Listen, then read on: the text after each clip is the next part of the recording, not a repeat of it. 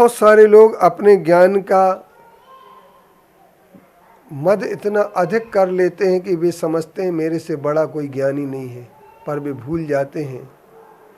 कि हमारे आचार्य अकलंक देव जैसे महान आचार्य हुए हैं, जिनके ग्रंथों का नाम भी लोग अभी नहीं जानते हैं। पर मैं आज प्रसंग में आप लोगों को अगर नाम बता दूं कि जिन आचार्य अकलंक देव ने जैन धर्म की रक्षा के लिए सब कुछ किया, जो एक बार पढ़ लेते थे वो उन्हें पूर्ण याद हो जाता था, आज उनका नाम बहुत कम लोग जानते हैं। जो अकलंक देव आचार्य का नाम जानते भी हैं, पर सिरपुर में आकर के एक निकलंक निकेतन भवन है, जिस निकलंक निकेतन में आते ही साथ आदमी को अकलंक देव की जरूर याद आएगी, लेकिन अकलंक देव ने कौन कौन से ग्रंथ लिखे इस बात की याद नहीं रहेगी।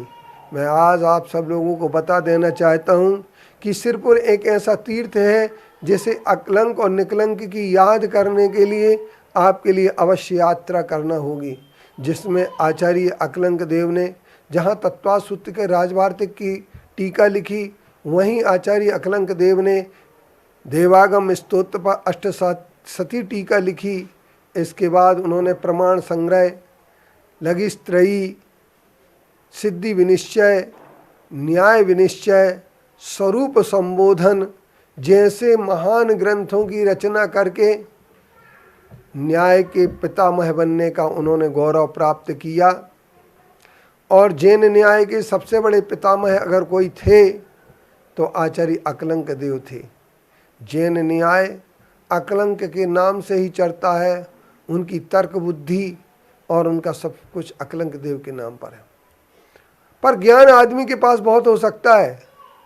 और जो बोलता है उसे लोग ज्ञानी कहते हैं, किंतु एक ध्यान रखना, कुछ लोग जानकारी के अनुसार बोलते हैं, कुछ लोग समझ के अनुसार बोलते हैं। किन्हीं को अपनी जानकारी पर घमंड होता है, लेकिन जानकारी से कभी समझ पैदा नहीं हो सकती है,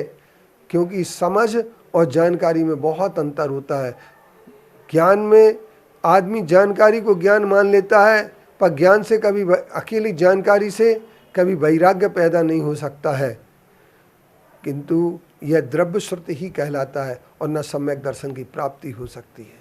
किंतु भाव श्रुति जो होता है वो हमारी समझ होती है, और जिस समझ से प्रेम, करुणा, वैराग्य जैसी भावनाएं पैदा हो जाती हैं, और जिन प्रेम, करुणा और वैराग्य की भावना के माध्यम से ही आत्मा का कल्याण होता है। इसलिए हमें घमंड अपनी जानकारियों का नहीं करना चाहिए, क्योंकि इन जानकारियाँ ये उस प्रकार हैं जिस प्रकार से आप यूँ समझ लीजिए कि एक पानी के भीतर रहने वाले व्यक्ति की प्यास नहीं बुझ सकती है जब तक कि वह पानी न पिए। ठीक इसी तरीके से जानकारी आपात कंठ डूबने वाला व्यक्ति भी जानकारी पूरी रख लेता है, परंतु तत्व की जानकारी हो सकती है, ज्ञान शास्त्रों की जानकारी हो सकती है, सूक्ष्म से सूक्ष्म ज्ञान भी हो सकता है, तर्कण शक्ति भी हो सकती है, लेकिन अगर उससे अपनी भावना को पैदा नहीं कर पाए, सद्भावना पैदा नहीं हुई, तो ये जानकारी जो है ना आपके लिए किसी प्रकार की कार्यकारी नहीं हो सकती है। इसलिए मद न करें, घमंड न करें। आज एक हम छोटी सी दिशा मद के अलग हट करके बात कर देना चाहते हैं कि अभी एक कानून बन रहा है, जिस कानून की 17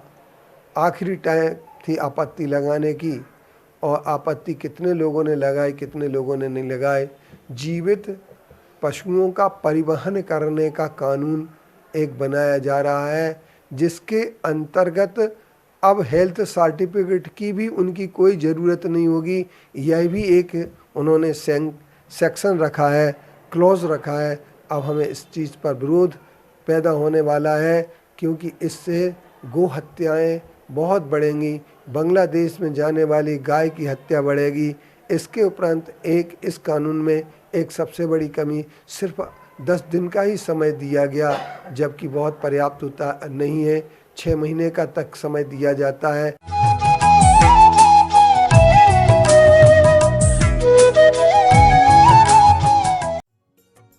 इस कार्यक्रम के पुण्यार्चक थे संस्कार सागर पंचपालियाती इंदौर।